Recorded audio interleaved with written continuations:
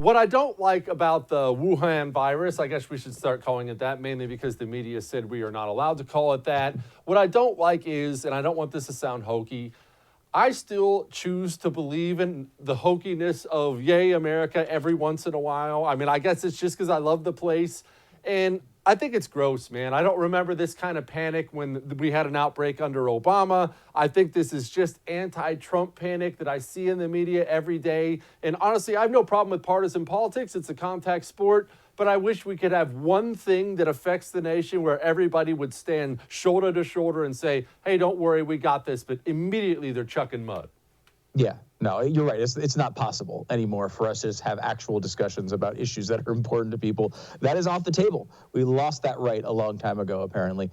I love the Wuhan virus thing, where now even the name of the city where we discovered it is not appropriate to actually use, despite the fact that even the World Health Organization has been using it.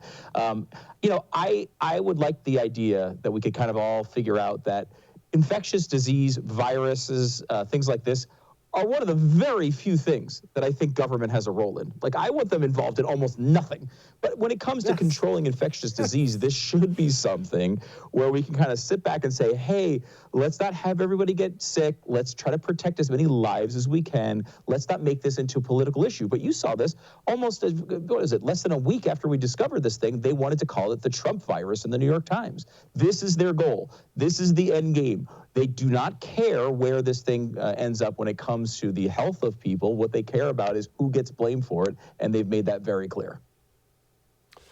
I'm not under the impression there was ever a moment where everybody just got along and it was lovey-dovey in politics. I mean, it was Jefferson and Adams were accusing each other of pedophilia on the campaign trail at one point in time. I mean, that's politics. Ask Julius Caesar how rough it can get. However, are we more divided now? I don't want to say than ever because we had things like the Civil War, but are we just hopelessly, completely separate on this thing now, where if 9/11 happened today and God forbid 2 towers fell again, that the next morning Democrats would be on the House floor blaming Trump for it? Is that where we are permanently?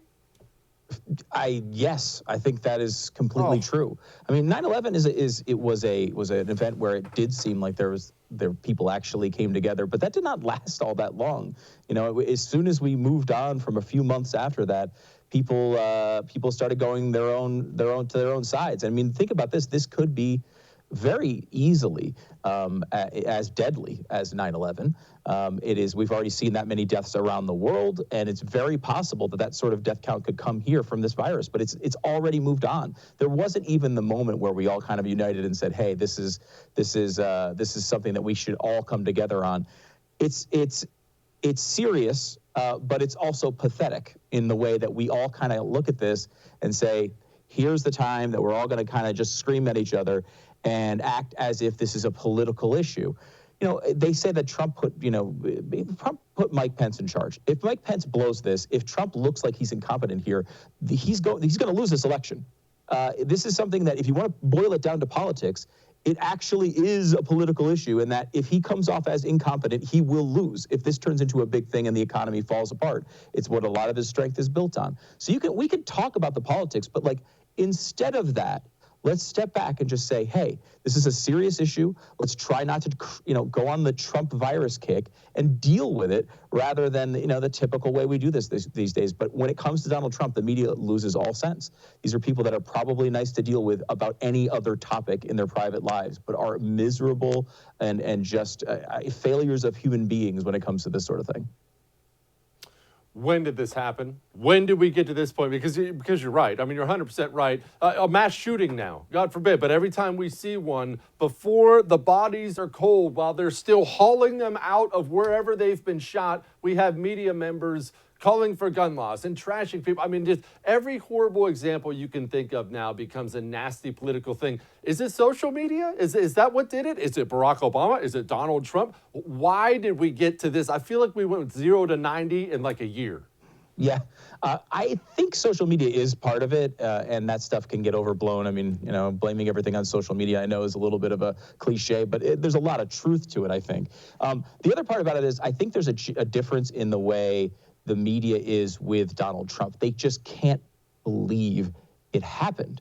Here are a group of people who look, they hated George W. Bush too. They despised the man. They were going after Mitt Romney for giving illicit haircuts when he was 16 years old and putting a dog on his roof.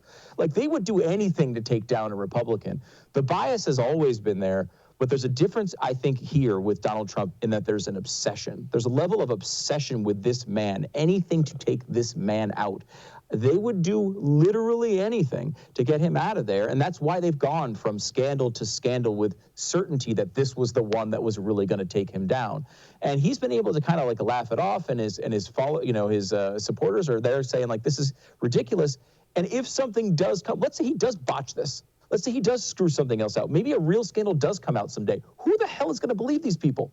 All they've done is tell us that this guy should be eliminated from his exonerated, taken out of. I can't think of the word I'm thinking of.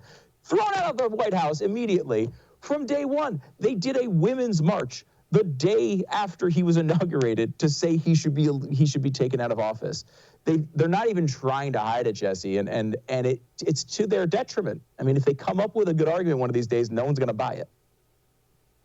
Host of Stu Does America on Blaze TV. Highly recommend it. Catch the podcast, by the way. Also, that's why I never miss one, buddy. I love you. I'll talk to you again soon. Thanks, man. Love you. Hey, thanks so much for watching the first on YouTube. If you liked what you saw, go ahead and like and subscribe. You heard me. Like it, subscribe. You'll get a lot more of it and a lot more of me.